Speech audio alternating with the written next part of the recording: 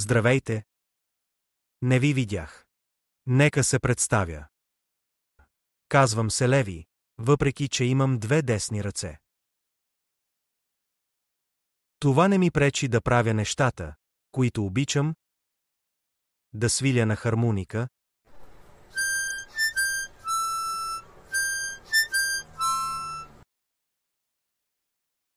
да рисувам и да чета.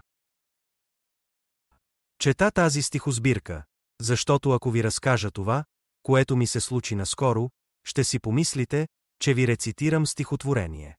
Както си седях и мирувах, щита във врата ми, уж да ме пази, ме прониза.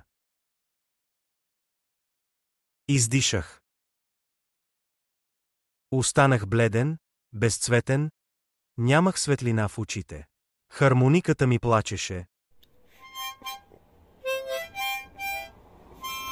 Моливът не щеше в моите ръце да бъде. Тогава приех. Не можех вече нищо аз да правя. Чаках сенките да си отидат. Липсваше ли ми, аз стоях в липсата, докато се върне. Докоснех ли я тогава през мен, тя премина и в мен се вля. Нейн стожер бях аз, и мой тя. Това се случи. Ще си кажете, че сега ви изглеждам леко грознуват.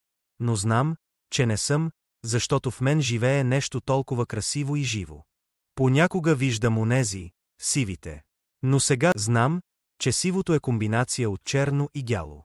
И изобщо не е некрасиво. Благодаря ви.